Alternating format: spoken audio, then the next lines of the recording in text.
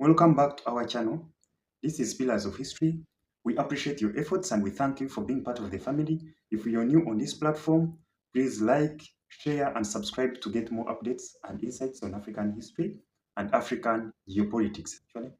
So we thank you for being part of the family and we thank you for being a wonderful class and family. So we thank you all. Respect.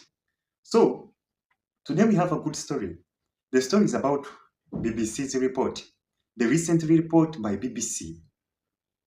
This report was well cooked and it was actually coinciding with the timing when Burkina Faso leader Captain Ibrahim Traoré was coming directly from Moscow to smear that excitement and those news that were trending in the media to show that Captain Ibrahim Traoré has been welcomed well in Russia. He was given a respect which no any other leader was given. He visited the Moscow School of Technology, Sciences and Technology. He had a speech there and a very great speech, which was aired all over the media. Another thing was when Traoré was in Moscow, he held bilateral meeting with Putin. So they discussed on a lot of cooperations in the field of education, security was covered, technology, and exchange, plus even economic insights. So even the social culture or structure was also discussed. Media is powerful, not just for informing us, but for shaping what we believe about the world. Today, we take a closer look at a recent BBC article about Burkina Faso, not to judge, not to condemn, but to observe, to reflect, and to understand the deeper layers beneath the headlines. Part 1. The framing.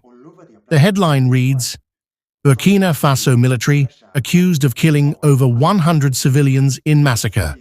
That word, massacre, is powerful. It's emotional. It hits hard. Even though it's placed in quotation marks, it still paints a vivid image in the reader's mind before the story has even begun. When reporting on African nations, strong words like these are often used right at the beginning, and they echo in the minds of readers long after. Part 2. The source web. The article relies heavily on a single report from Human Rights Watch, a respected organization, yes, but the article gives little space to voices from within Burkina Faso.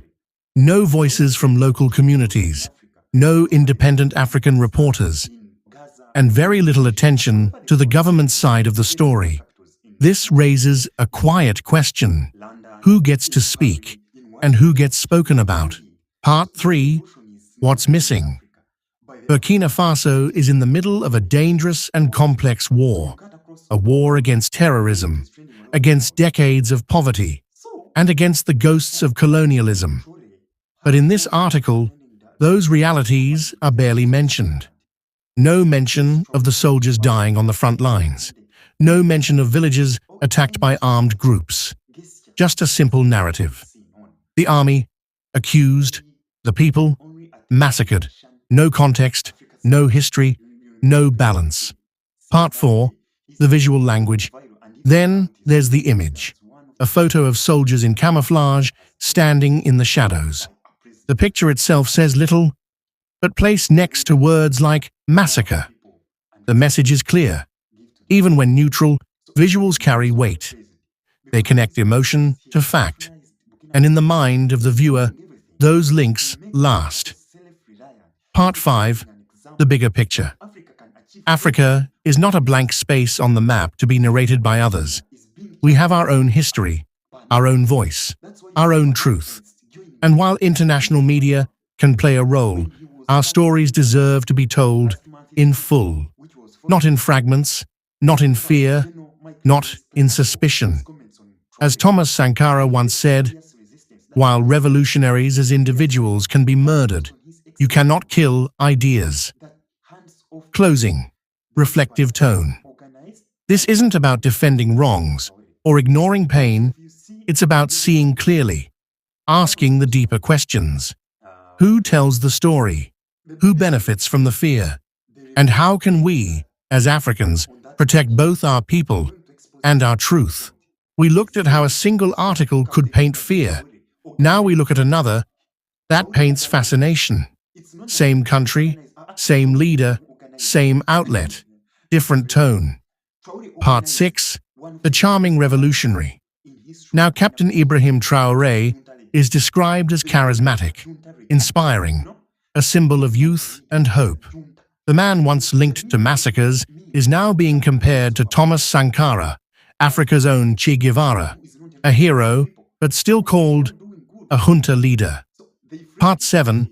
A word with weight. That word, junta, is never neutral. It doesn't suggest leadership, it suggests force, military takeover, illegitimacy.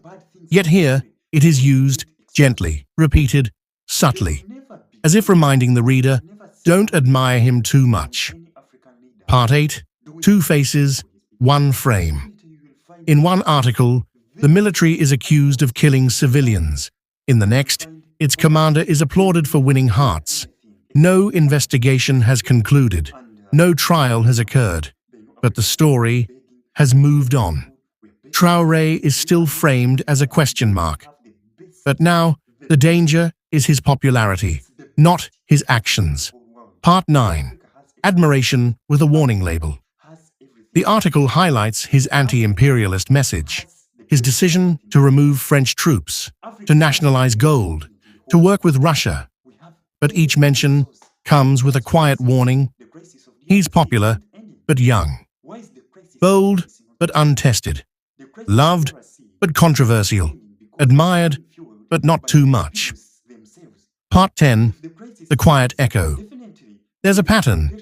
Africa's leaders are often either villains or potential threats. The language is softer here, but the suspicion still echoes. It's subtle, but it lingers. Final reflection, calm and firm. So now we ask, what changed? Why is the tone softer now? Why is the same man, both feared and praised, by the same voice? When media shifts its lens, but not its angle, the story feels new, but the frame remains the same. This is not about defending. It's about seeing. The truth of Africa cannot be told in fragments. It must be seen whole. You're killing civilians in Burkina Faso. That's according to BBC. Burkina Faso military accused of killing over 100 civilians in massacre. These, the so-called civilians, were terrorists. They were trying to attack a certain village, so they were ambushed by the military. So there was a lot of exchange of fire, and these terrorists, most of them were neutralized. So these guys are calling the terrorists civilians. Let's be honest here. These are not terrorists. Now they are civilians. This is very terrible. Actually, we are going to know everything that these guys are reporting about Africa. And we have to cover up the good story that we should have. And we should feed our minds, actually, and our people. Let's go on. The report went on and said at least 130 civilians were killed by Burkina Faso government forces and allied militia in March near the western town of Solenzo. Human Rights Watch says in a new report. The so-called Human Rights Watch is the one that is also sponsoring the so-called terrorists. These are not terrorists. Let's be honest here. Traoré himself clarified on this point that we are not fighting terrorists. We are fighting imperialists. They are trying to keep us in a state of permanent insecurity as they are plundering our resources. These guys want to make Burkina Faso, Mali, Niger, and these other West African countries to be under insecurity forever. As they are stealing, they are stealing gold, they are stealing copper, they are stealing everything that is being held in Burkina Faso and these countries. So that's their aim. It's the aim why they came with this kind of report. Which report is this one? See, the so-called Human Rights Watch. It says the massacre following an operation led by Burkina-based special forces resulted in widespread civilian death and displacement of ethnic Fulanese. This is how they frame the narrative in order to promote insecurity and division among the people. So they are trying to bring in these Fulani people, these Fulani, in order for the Fulanese to say that we are displaced, we are being mistreated by the government of Burkina Faso doesn't like us. So they are pushing that narrative to create that vision in order to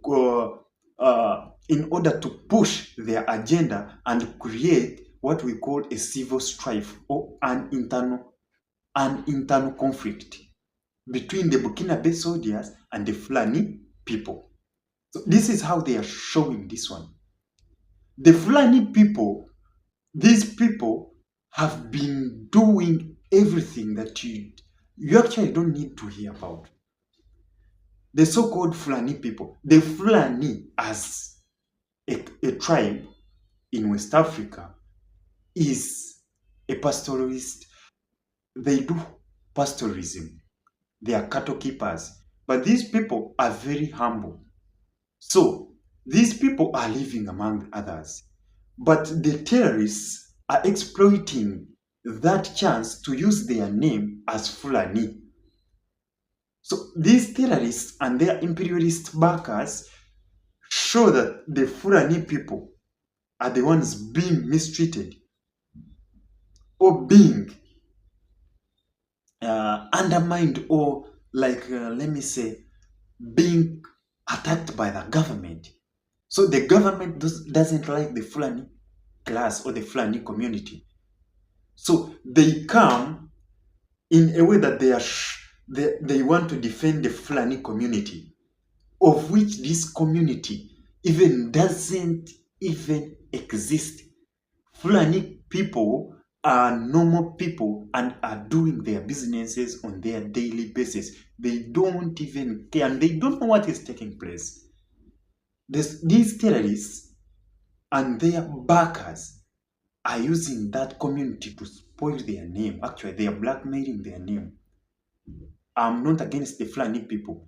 These so-called Fulani people have been unaliving people in Nigeria. You heard about the recent incident whereby even they attacked the Nigerian army and they had even to capture the Nigerian army. And this guy, let's first finish this report actually, because this is not a good story. Let's finish the report. The report is saying,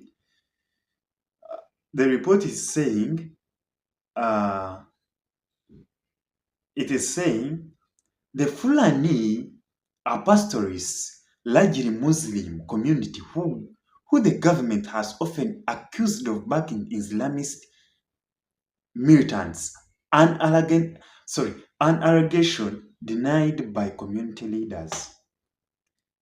The so-called Fulani they are saying that it is a minority community which is being dominated by the Muslim.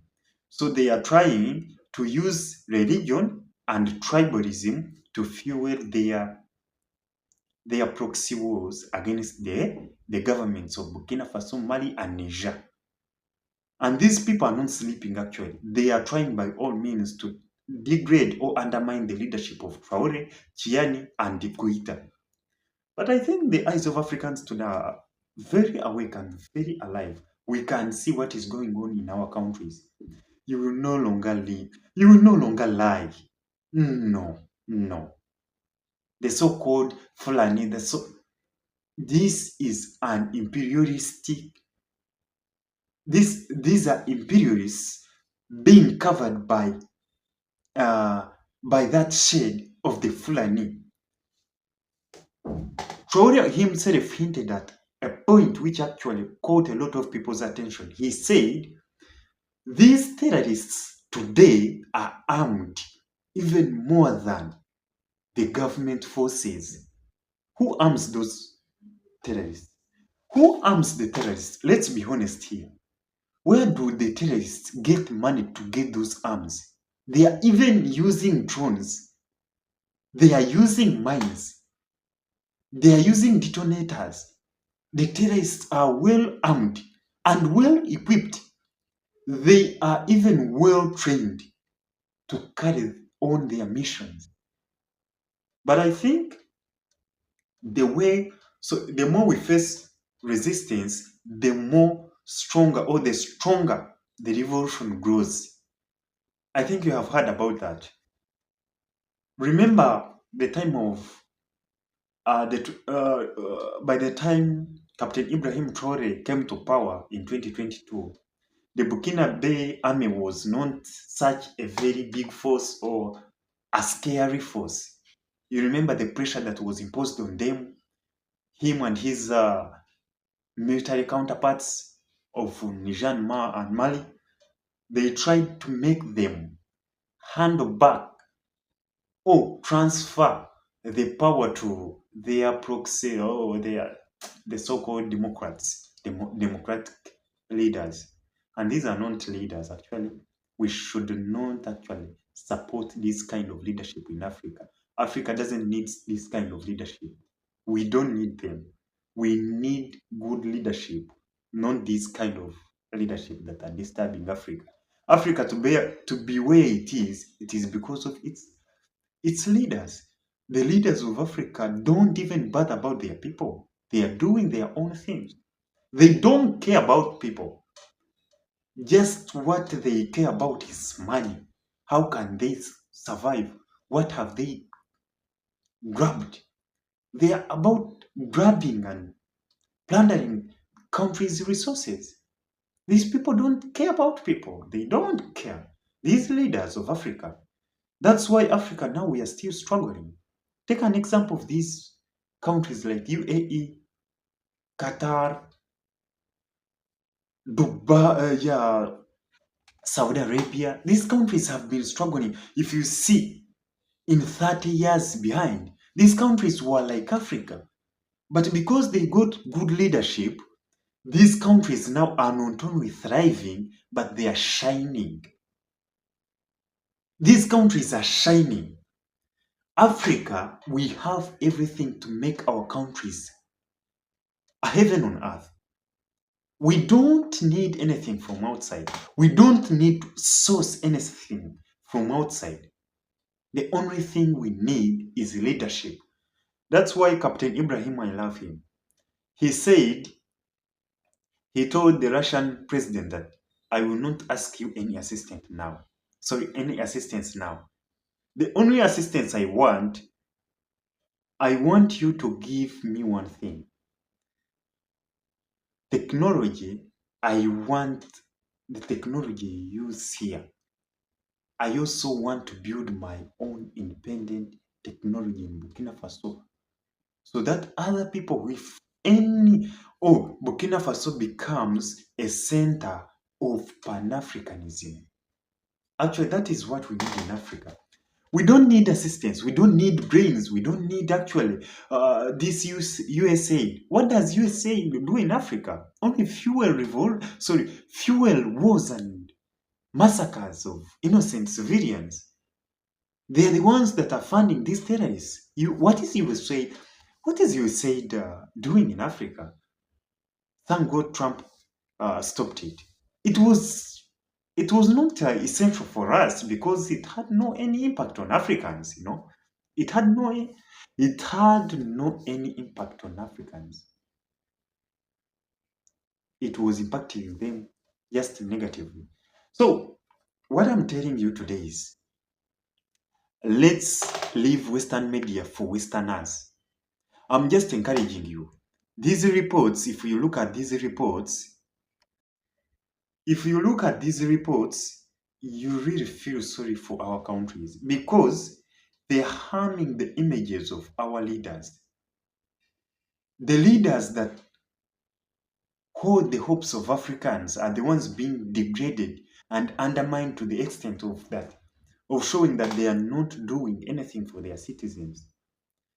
Traoré is one of the performing leaders in Africa now. Even he is even admired by his fellow leaders. You know why? Because he is doing the great thing. This guy is doing good, man. He is doing what is necessary. But people don't want to hear about that. What hurts me is like what he said, to find an African man trying to fight his fellow African, like this US general Langley, what he was saying last time, those words he was saying, which were very, very, very, very, very poison. How can you discuss state matters, an independent state? You discuss their matters in your own Senate.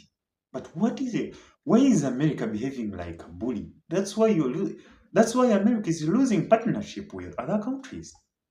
It's not that Africans are against America or Europe or these Western countries. They are against disrespect. These countries disrespect Africans to an extent that even when the African leaders went to Italy, when they went to UK on the burial of the Queen, they were loaded in buses like school kids. Actually, this is this is very bad. It is very bad, but it is sometimes funny. How can you load leaders of different countries in a school bus, and you see Trump being escorted? Oh, sorry, by that time it was this guy who left. You see these other leaders being escorted, Macron being escorted in convoys, but African leaders all in one bus. All in one bus. So, which kind of partnership do you expect Africans to give you? Do you think that Africans are in the old age like the era we know of 19s? No, this is 2000. This is actually a generation whereby disrespect is seen as one of the most thing that you can do to undermine Africanist culture. We don't need disrespect now. That's why if leaders stand like Captain Ibrahim Traoré, of course people have to listen for him. People have to listen for him because he is such a leader who is commanding respect. He is doing something for his country. He has nationalized the gold, 2 gold reserves. He has established a treasury, a country's treasury. So they even have gold in that treasury. So Burkina Faso's they are trying to create a common currency to use in the Sahel. Anytime they are breaking away from the CFA franc. So you see, there is a lot of development that is going on in Burkina Faso. That's why the guy is commanding respect. That's why people respect him. The way you call him a junta, a ruler, I see BBC broadcasting it, a ruler, a junta, a dictator, whatever you call him, it doesn't matter now because Africans know how to call him. Whether you call him a good or what, or whether you disrespect him, whether you do what, it doesn't matter now. It no longer matters because Africans now can do their work without you guys. The Westerners should learn this one. And remember one thing, you cannot survive without Africa because you no longer have resources to sustain yourselves unless you steal from other countries. This is very crucial and important. Europe no longer have resources required to sustain its economy. The only resources they get is from Africa. The materials they get are from South America.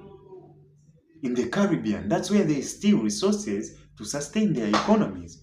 But if those supplies are cut off, definitely Europe will have to come to Africa to work for Africans. I'm very sure on this issue. because you no longer have the required resources to sustain your economies, guys. Yeah.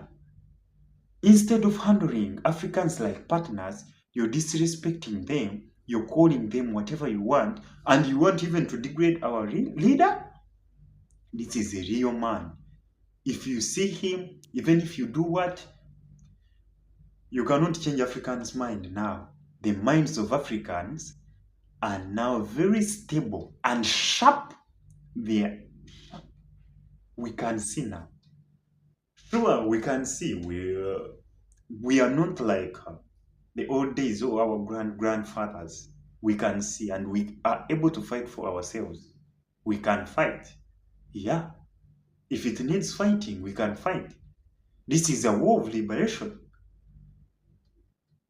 Africans have to liberate their countries from Nazism. This is Nazism, guys. This is Nazism. And we have to be very vigilant when dealing with such kind of people. Yeah. Okay. Respect, guys. Thank you for being part of the family. Thank you.